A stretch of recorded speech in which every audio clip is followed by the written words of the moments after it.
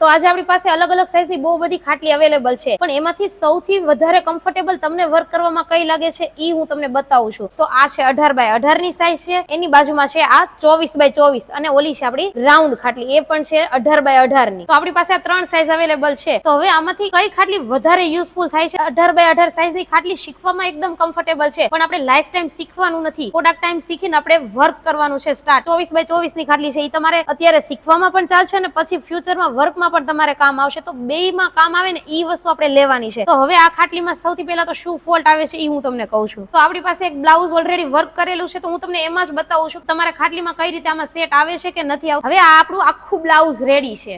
એમાંથી આ છે સ્લીવ નો ભાગ છે, આ છે આગળની સાઈડ, આ પાછી સ્લીવ છે અને આ છે બ્લાઉઝ નો બેક સાઈડ નો ભાગ. તો આ 4 પાર્ટમાં બ્લાઉઝ છે. તો હવે સૌથી પહેલા આપણે ફ્રન્ટ સાઈડ ચેક કરીશું. હવે 18x18 ની ખાટલી છે, એમાં સૌથી પહેલા આપણે સ્લીવ જોઈએ.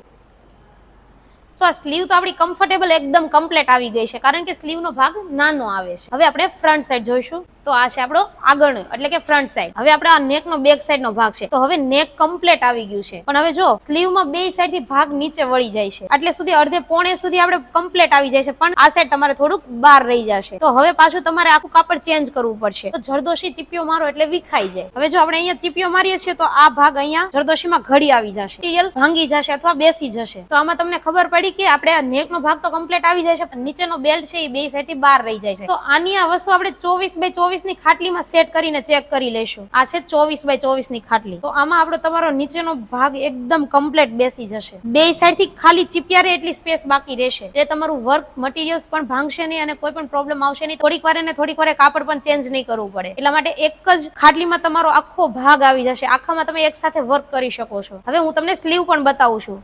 તો આમાં જો સ્લીવ પણ એકદમ કમ્પ્લીટ આવી જાય છે, તમારી સ્પેસ વધે છે. હવે જો તમે એકદમ સેન્ટરમાં ને રાખીને વર્ક કરશો તો તમને ઇઝીલી વર્ક કરવું મજા પણ આવશે અને ફાવશે. તો હવે તમારે અહીંયા થોડું કાપડ ચડાવી અને આને વચ્ચે લઈ લેવાનો છે, એટલે ઇઝીલી આમાં પણ તમે વર્ક કરી શકો. તો આ છે આપણો નેક નો આગળનો ફ્રન્ટ સાઈડ નો ભાગ છે. તો એ પણ એકદમ કમ્ફર્ટેબલ આવી જાય છે આખો ભાગ જ. એટલા માટે આપણે એક 24x24 ની ખાટલી યુઝ કરવી જોઈએ, અને આ સાઈઝ અમે એકદમ કમ્ફર્ટેબલી તમને યુઝ કરતા ફાવે એટલા માટે કસ્ટમાઇઝ કરેલી છે. તમને આમાં ફોલ્ડિંગ પણ મળી જશે અને અટેચ પણ મળી જશે. ફોલ્ડિંગ તમારા 8 પાર્ટ, 4 ઉપરના અને 4 નીચેના પાર્ટ એકદમ છૂટા પડી જશે, તો ઇઝીલી તમે નાની જગ્યામાં પણ રાખી શકશો. અને ફોલ્ડિંગ ખાટલી તમારે નથી જોઈતી તો તમે ફિક્સ ખાટલી પણ 24x24 ની એકદમ મસ્ત રીતે તમને કસ્ટમાઇઝ કરી આપીશ. જો તમને આ વિડીયો યુઝફુલ લાગ્યો હોય અને તમને આમાંથી કઈ પણ શીખવા નવું મળ્યું હોય તો તમે અમારા આઈડી ને લાઈક, શેર અને ફોલો કરવાનું ભૂલતા નહીં, અને બીજા લોકોને પણ શેર કરજો, જેથી કરીને તમારી જેમ ઈ લોકો પણ નવું કંઈક શીખી શકે. Thank you.